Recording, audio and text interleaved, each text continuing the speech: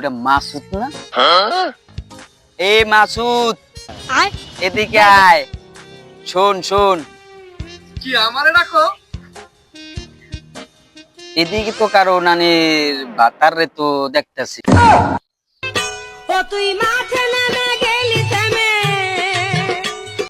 এটা তার মানে তো আমারে ডাকতাছে। ও ভাইয়া কও।